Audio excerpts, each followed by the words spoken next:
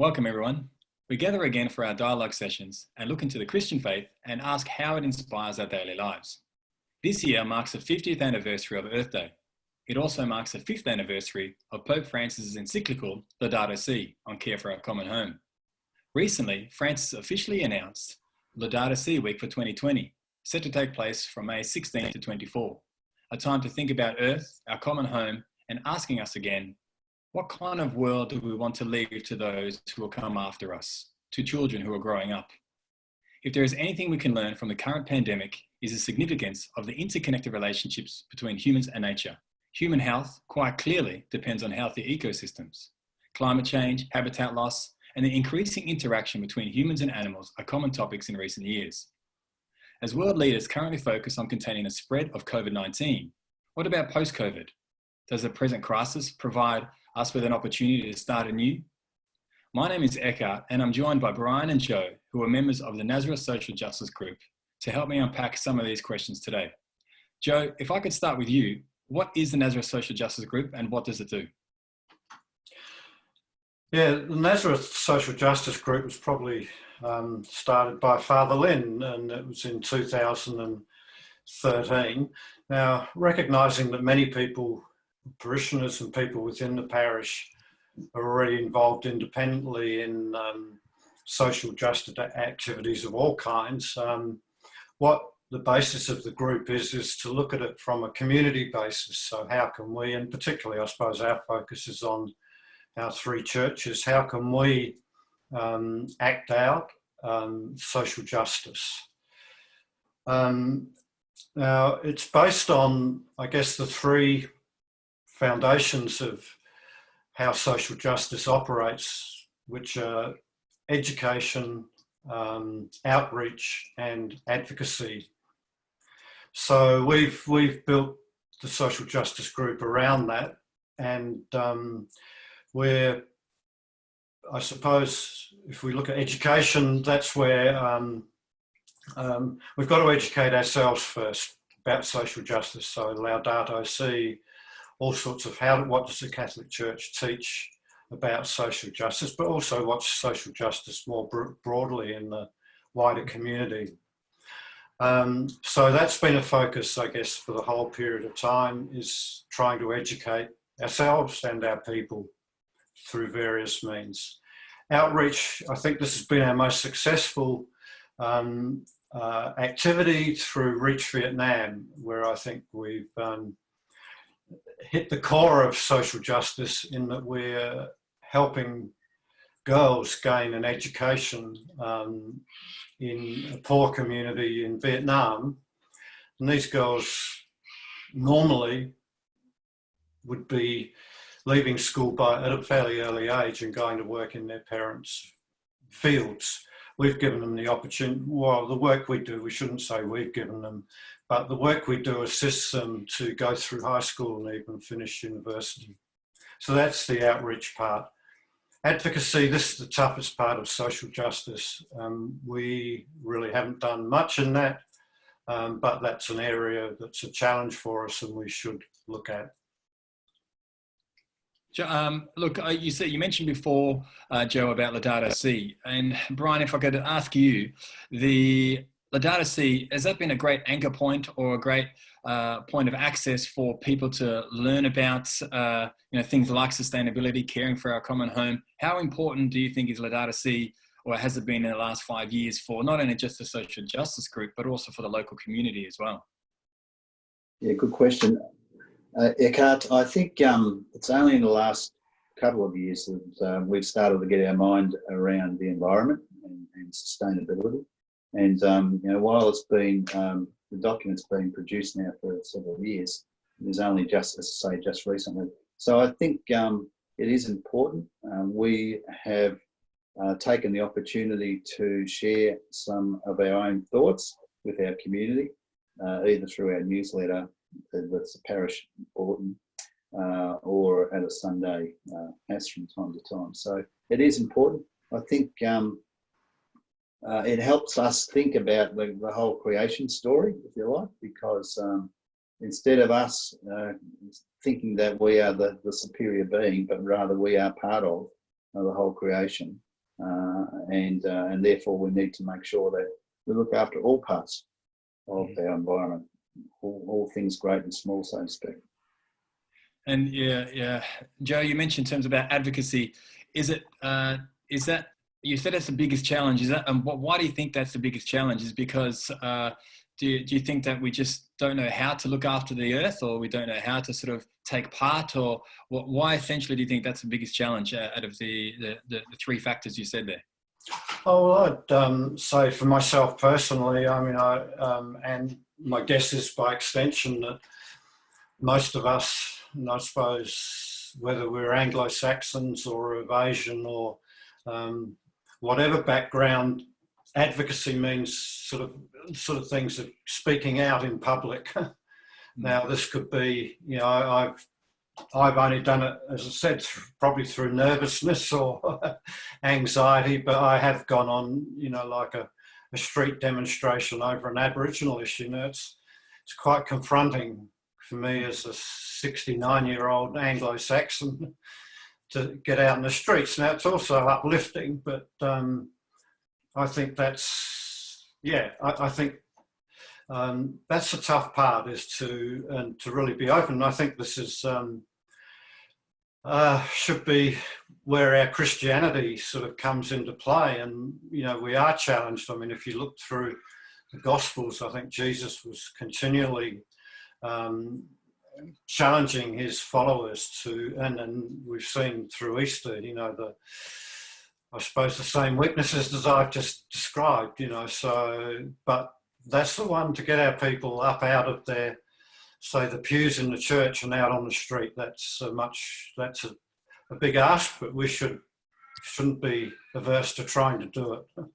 Yeah, no, that's true. To be open and vulnerable is a pretty tough thing to, not only to do, but to even to sort of act upon as well. And I guess that's where you mentioned about Christianity and our role in faith is to follow Jesus' footsteps and to do that. And I mean, Brian, do you think that is something that not only just people in the community can sort of advocate, but do parents themselves and or the adult community need to maybe sort of model that a little bit more for the younger generation? Yeah, you know what? I think the younger generation are actually making the older generations think more about particularly environment and matters associated with the environment, because I think they probably get it more than perhaps we, who have been through a world that's basically taken everything for granted, and just about lost my battery there, sorry. And so I think what I'm trying to say is that the younger people are actually driving the older people to think about these matters more than they have in the past. And I think through that, we're going to see more involvement in our communities. It's not necessarily, I'm not sure that the young people are necessarily linking it to our Christian values, but I think eventually that will happen. Do you think that this might be a great time, particularly with in terms of, you said that they're becoming critical and they're becoming a little bit more or increasingly aware of the earth around them? How important do you think then, Joe, is this a great time to maybe talk about the Catholic social teaching model, like, the See Judge Act, and sort of incorporate that, not just from an education level from schools, but maybe from a community point of view?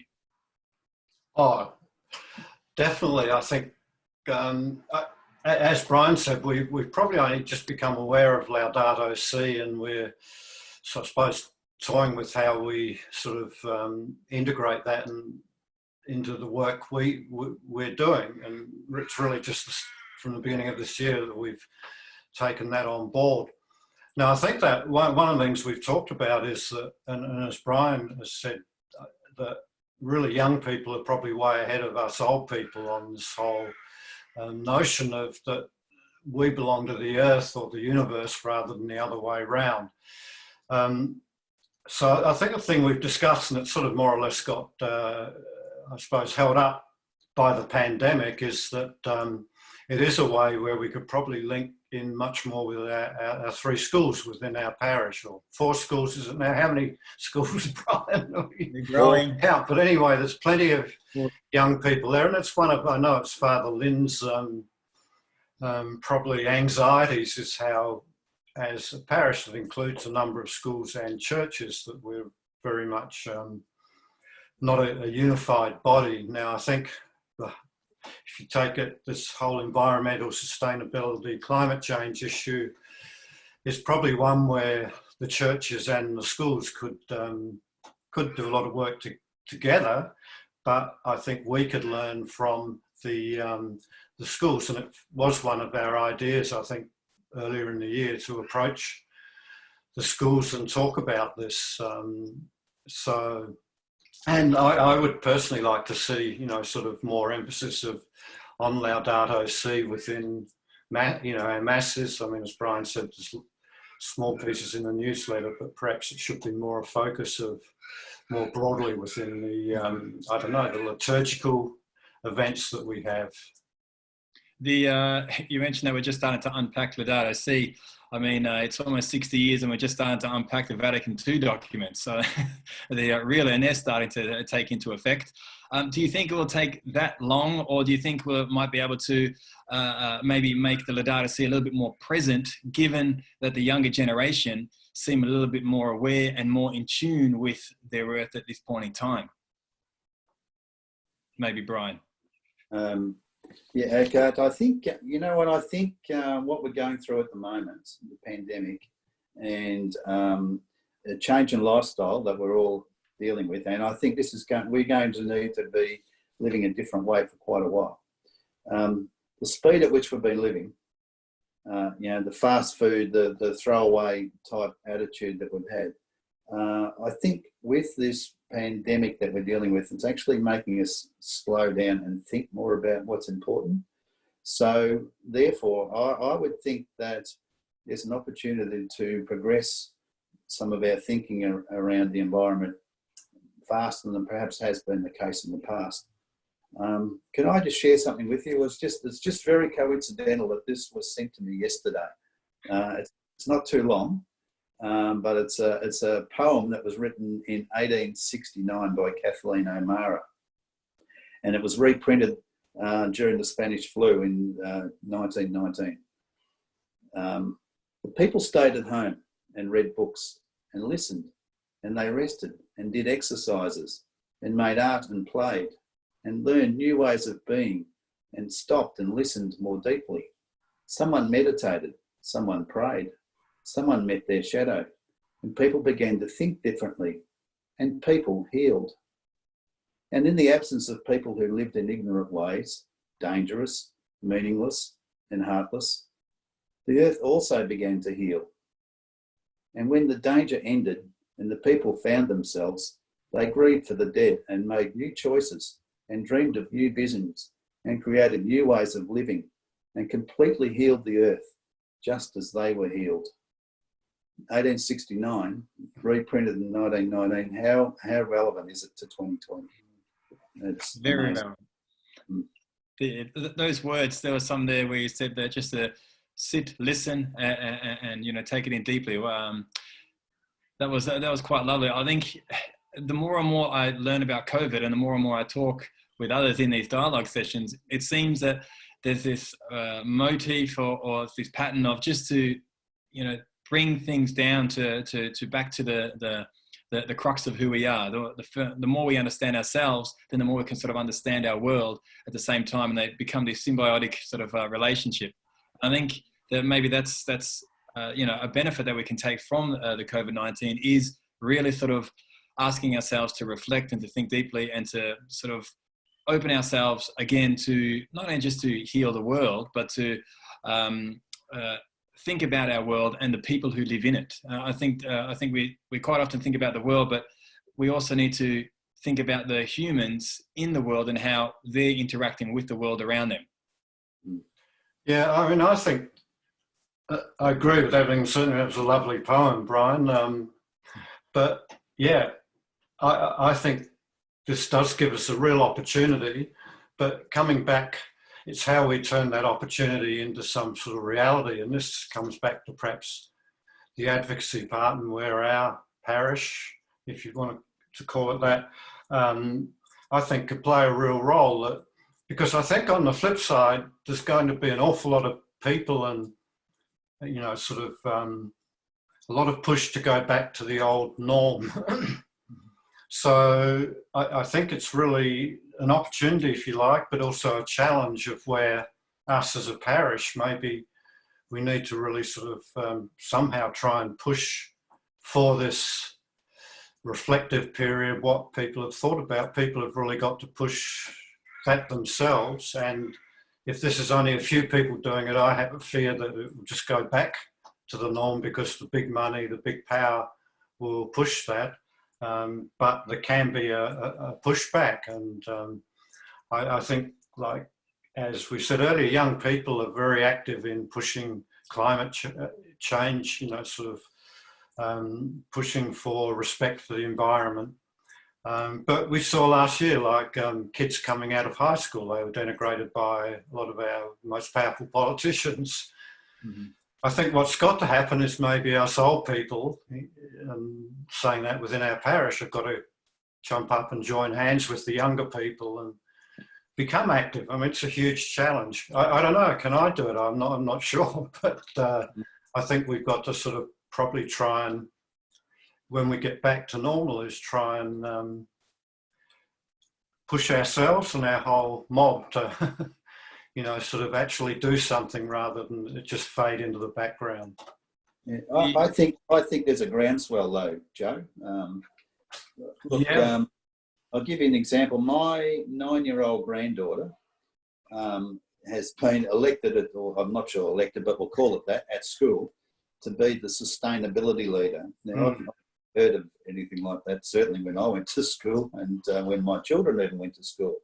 But so at the age of 9, you know, she is becoming increasingly aware of the environment around her and the need to care for our planet and how it actually, and in the Catholic environment, you know, how it actually fits into the whole of creation.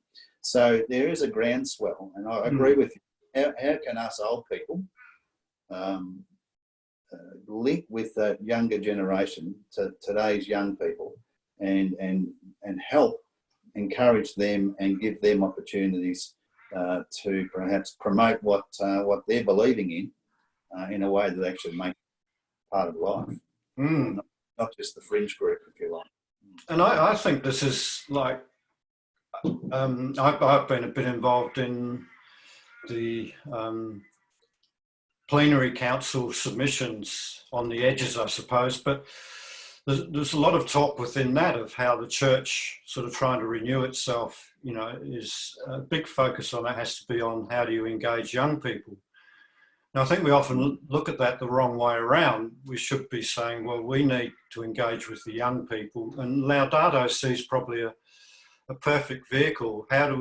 We shouldn't be looking at how to get kids back to Mass. How do we go out? This is the action part. How do we go out from Mass and act with the young people? Now, I think that's becomes a sort of almost potentially powerful thing to, you're not going to get kids necessarily back to Mass, but if we join together under a banner of something like Laudato Si, it could be world changing. And also at the same time, that brings us together as a, I don't know, postmodern church. But this is sort of radical change, and I think that, but that's what we need as a church, and that's what the environmental movement and that needs, and we need, you know, to bring it all together. The younger, the younger generation definitely seems to have this sort of zest for the world to embrace the change and want to do good by it. Brian, you mentioned, you know, the older people, how about, you know, they need to come together, and sort of there needs to be some sort of element of engagement there. I think there's plenty of wisdom with the older people in terms of, particularly in our faith, in the light of Catholic social teachings, to not only and Joe, you mentioned about, it's not about them coming to Mass, but it might be a sense about being open to encounter and being present in what they are passionate to do. And that might be looking after the earth, and just the older generations might just be present with them and to sort of connect with how they see it in their faith in the light of the Catholic social teachings, to make that connection present rather than just to have it separated, and so they can sort of become a little bit more aware of what Christian faith is and how powerful and how it embraces sustainability as well.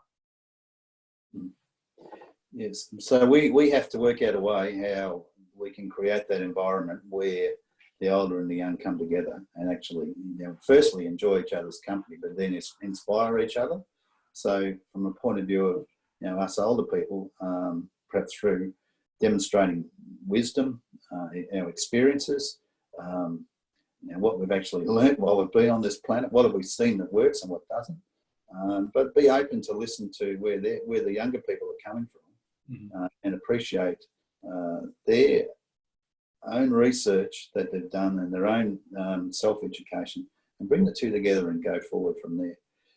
But like Joe said, I think we have to get out. We can't sit and expect young people to come to us. We have to get out and I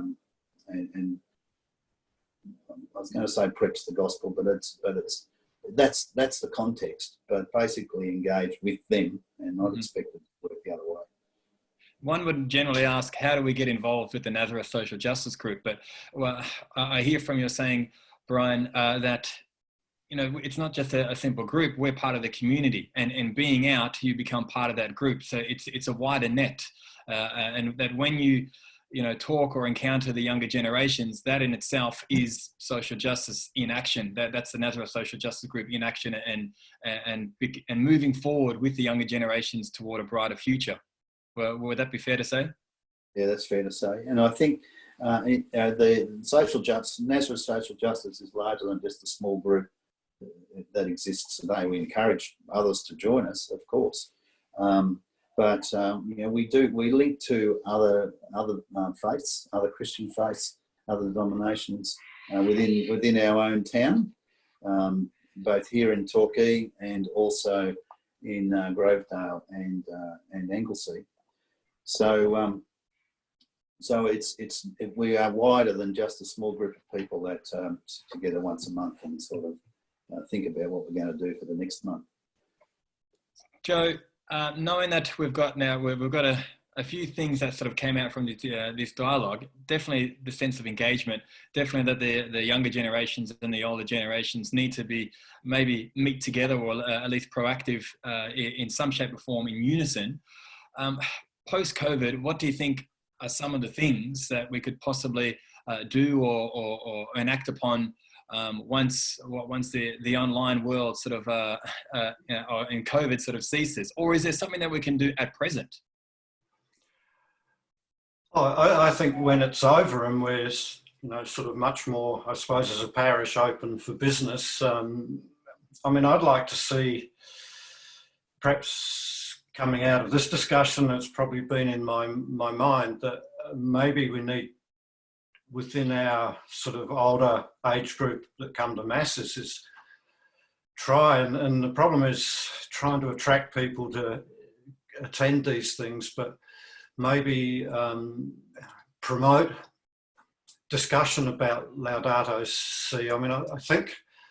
I mean, probably within the social justice group, we've become aware of Laudato Si, but my question is, within the wider mass-going group, I'd question how widely it's known. I mean, the name might be there, but it's probably hardly known. Now, I suspect this is something for discussion with Father Lynn and perhaps other groups within the parish, the liturgy group, I don't know what other groups are there, but the broader sort of, I suppose, management part of the church, because I don't think it's purely a social justice thing. It's a way of life, and it sort of could become a major, I don't know, sort of part of parish life, but more broadly than just the social justice group. But I don't know, I'm just sort of thinking aloud, but I think there is opportunity, but something we need to sort of probably put firmly on an agenda in sort of indelible ink,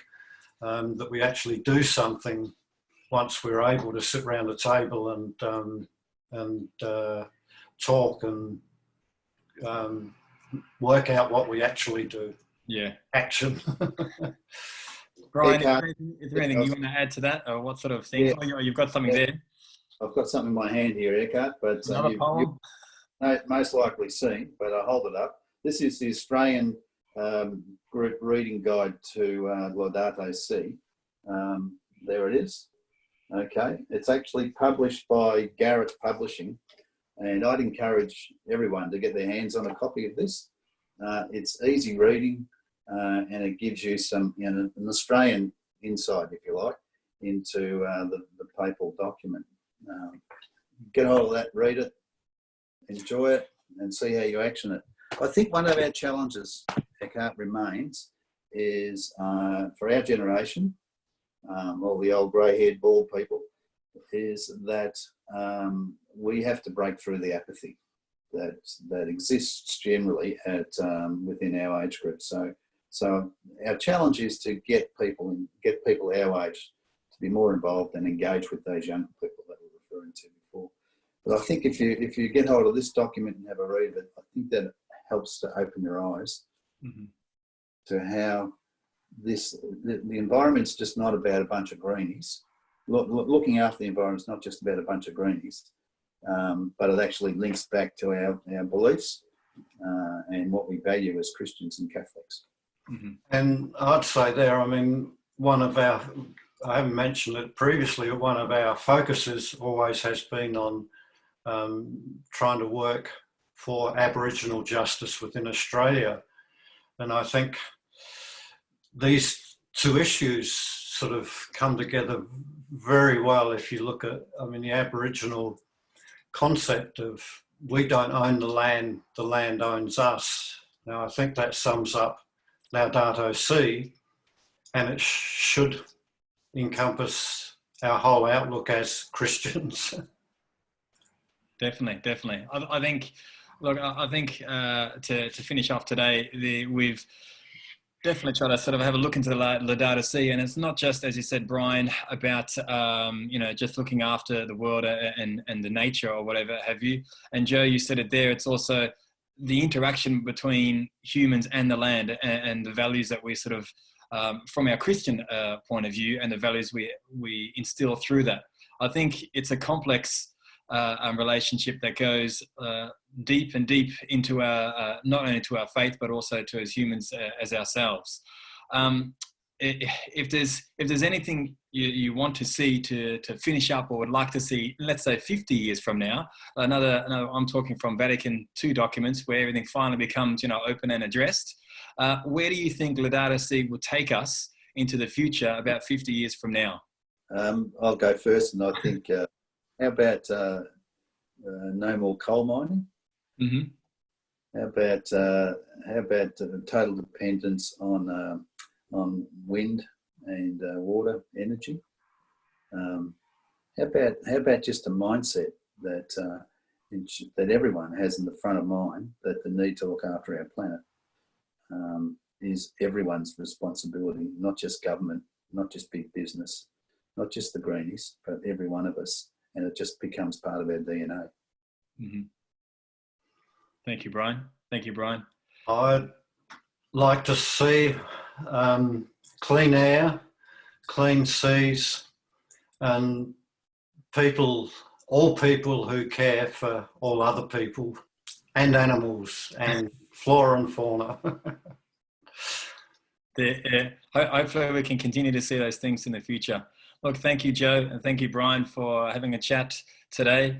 Hopefully, if, whatever we've spoken about today, we might be able to see some things be enacted in the future. But it's great that we're still trying to link our faith with looking and being a service to God's creation. So thanks for coming in today and having a chat. Much appreciated. Thank you.